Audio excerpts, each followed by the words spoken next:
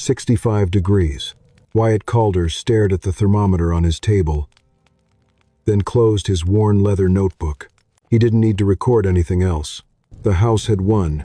Outside, the February blizzard of 1886 was entering its 8th day. It was no longer just a storm. It was an erasure. Roofs were gone. Chimneys were buried. The mountain pass had vanished. Ashen Fork Valley was a white tomb.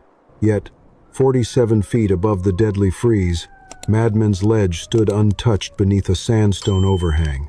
Inside, the silence was heavy. Eleanor, his wife, stirred a pot of hot soup. Their daughter Lila slept deeply under a wool blanket. The dog Huckle lay curled beside her, one ear twitching now and then in his sleep. A damp towel hung by the thermal bench was already bone dry.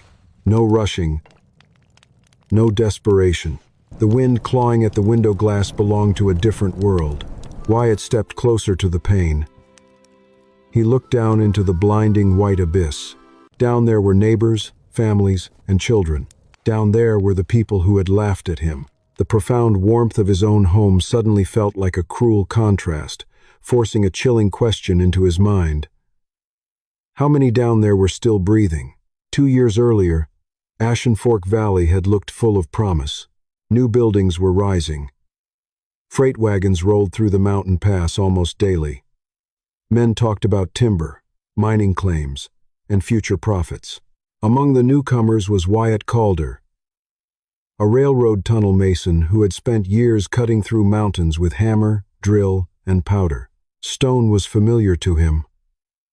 So were lode paths, hidden weaknesses, and the quiet warnings found in a crack that most people never noticed.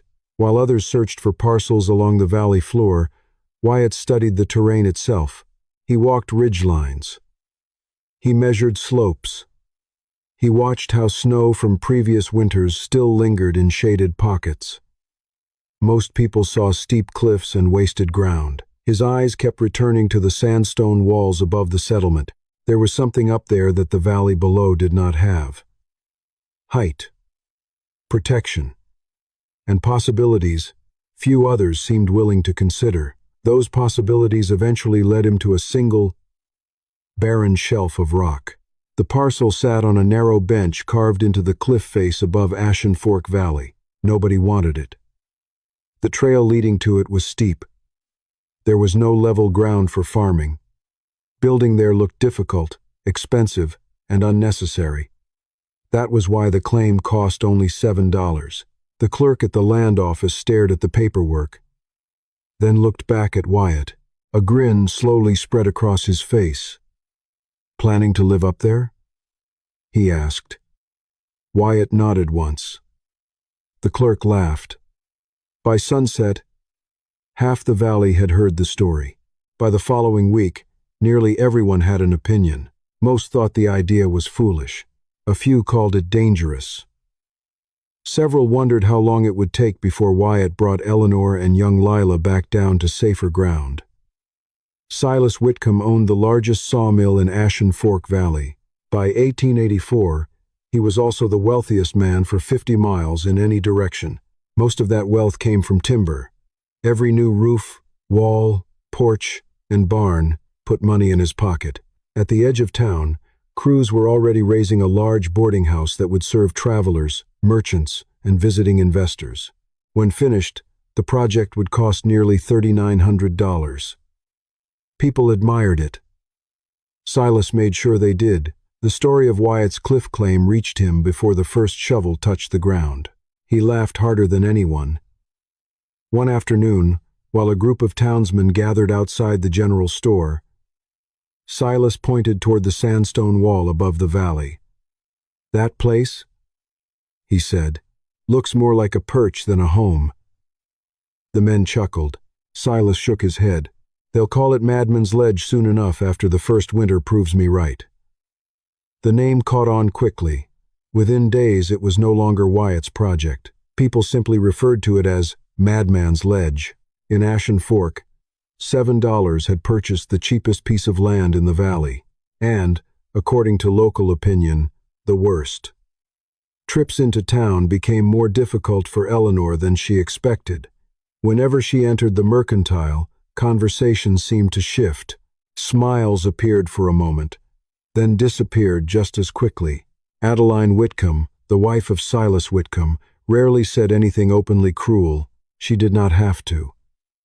An empty chair at a table could send the same message. So could a gaze quickly averted as she walked by. Lila noticed it too. Children who once waved now stayed close to their parents. That evening, as supper cooked over the fire, Eleanor quietly described the day. Wyatt listened. He asked no one for an apology. He offered no defense of his plans. Instead, after the meal, he stepped outside with a notebook and a measuring stick. The setting sun cast long shadows across the cliff face. He marked another angle and recorded another observation. Far below, the lights of Ashen Fork flickered to life. Above them, the sandstone remained silent. So did Wyatt.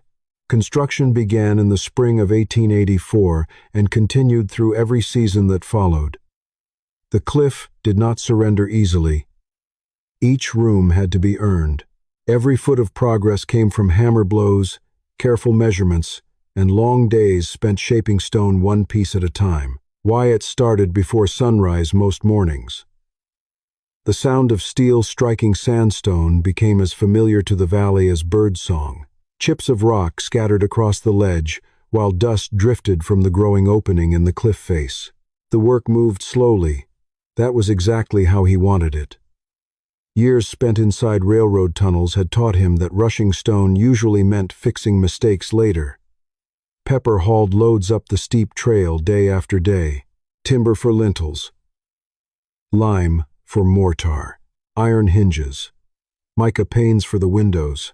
The mule never moved quickly, but it never stopped moving either. Eleanor carried her share of the burden. She mixed mortar in wooden troughs and helped fit stones where the entrance met the cliff. By midsummer, her hands looked more like those of a builder than a former schoolteacher. Lila found her own jobs. She gathered loose fragments of sandstone into small piles. Sometimes she sorted them by color, sometimes by size. The piles rarely served any practical purpose. But Wyatt never told her to stop. To him, the work belonged to the whole family. Huckle followed everyone. The dog inspected every new corner of the ledge as if he had been appointed foreman of the project. More than once, he stretched out across the entrance and refused to move until someone stepped around him. By autumn, the outline of a home had begun to emerge from the cliff itself. A sheltered entrance appeared first, then a main room, then a sleeping space. Storage niches followed. Visitors occasionally climbed the trail to see the strange project for themselves. Most left shaking their heads.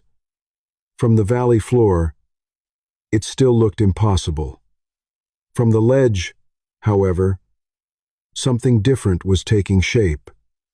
The house did not seem built onto the mountain. It looked as though it had always been there, waiting beneath the stone until someone finally uncovered it. As the months passed, the shape of the home became easier to recognize. The reasons behind it did not. People climbing the trail often asked Wyatt what he was building. Most received the same response, a polite nod, a brief reply, then he quietly returned to work. Lila asked far more questions than any visitor. Unlike the adults, she never asked whether the house would succeed. She only wanted to know why each part looked different from the houses below. One afternoon she pointed toward the broad shelf of stone hanging above the entrance. "What is that for?" Wyatt glanced upward. "Rain." That was all he said. The rock brow extended several feet beyond the doorway. Summer storms rolled across the mountains from time to time, but very little water ever reached the entrance. A week later, Lila noticed the narrow passage leading inside. Most homes opened directly into a room. This one did not. Why the extra doorway? Wind. The airlock entry created a small buffer space before anyone entered the living area. Another day she watched him shaping a long stone bench against the inner wall. What about that? Heat. The bench sat where afternoon sunlight could reach it through the windows. Wyatt spent extra time smoothing its surface. Nothing about it looked accidental. Water received the same attention. A shallow groove ran along parts of the ledge outside. Anyone else might have overlooked it. Wyatt did not. The channel guided runoff away from the entrance and toward the edge of the cliff. Even the smoke vent followed an unusual path. Instead of rising straight upward, it turned before reaching the outside air. Lila frowned when she first saw it. Wouldn't a straight one be easier? It would. A few moments later, Wyatt added another sentence. Easier doesn't always mean better. The answer seemed to satisfy her. By the time winter approached, every feature had found its place. Stone, air, water, heat, none of them were treated as enemies. Each one had been given a direction, a path, or a purpose. The house revealed those choices quietly. Anyone willing to look closely could see them. The first serious test arrived before winter. For 3 days, cold rain swept across the mountains without stopping. Water poured down the sandstone walls and raced across the ledges above Ashen Fork Valley. Wyatt spent most of the storm outside, not working, watching.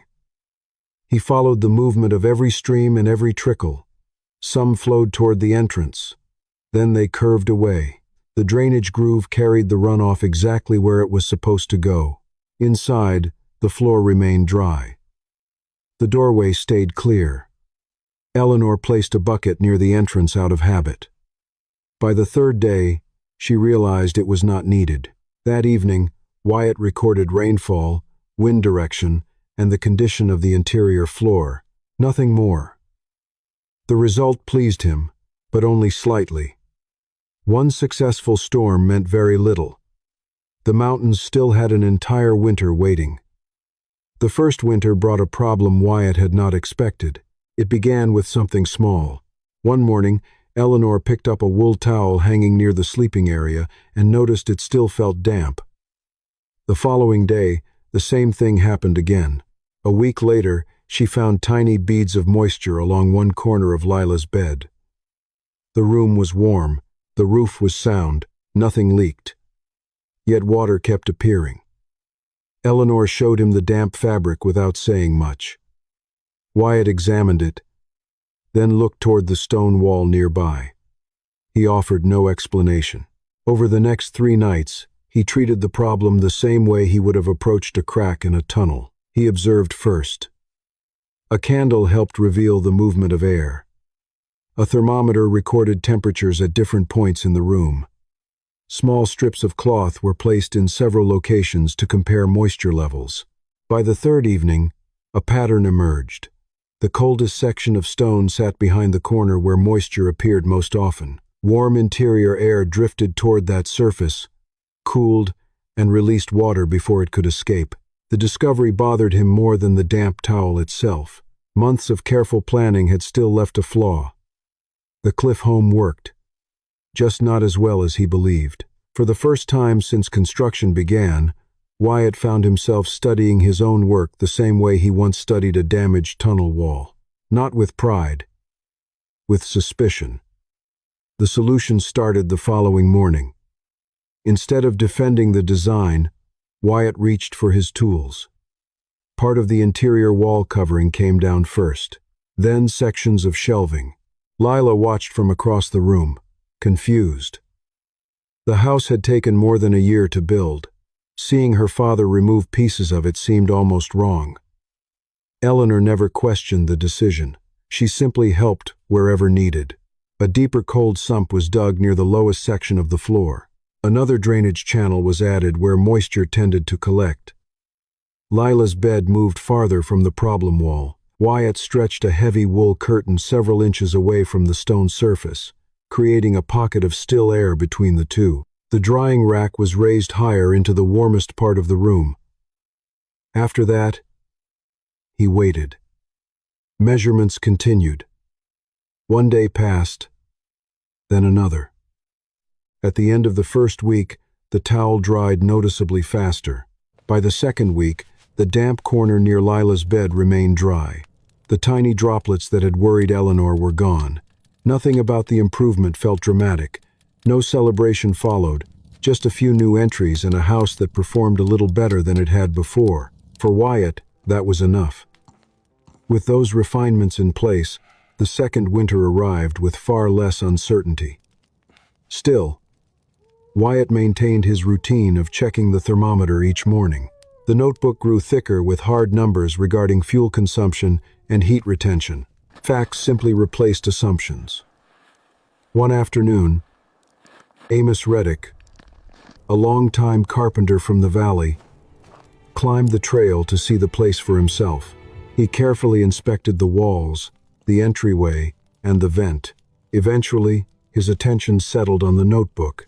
Wyatt handed it over without a word. Amos spent several minutes turning the pages. When he finally looked up, the old skepticism was gone.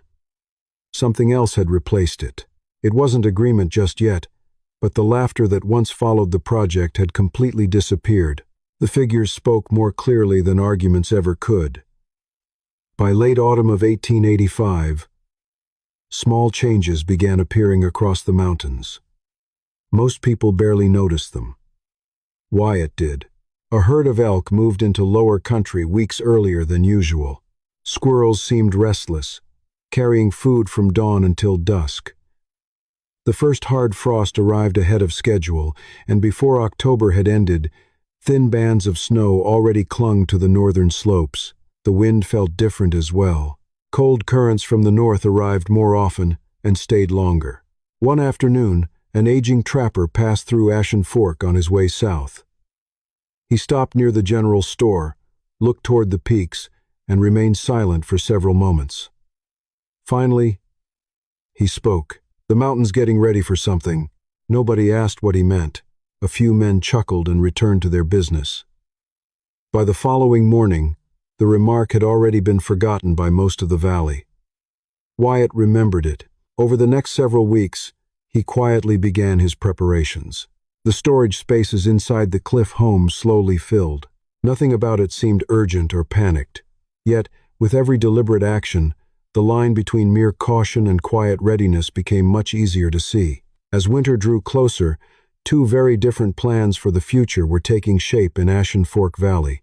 Silas Whitcomb continued pouring money into his boarding house. New lumber arrived almost every week from his sawmill. Crews expanded the upper floor. Additional rooms were added beneath a freshly framed attic. Larger windows were ordered to make the building appear more impressive to travelers passing through the valley. The project attracted attention exactly as Silas intended. Visitors stopped to admire it. Investors asked questions. Prospective merchants took notice. To Silas, growth meant opportunity. A larger building meant more guests. More guests meant more business. Every improvement seemed like a sensible investment in the valley's future. The possibility of a severe winter barely entered the conversation. Snow came every year.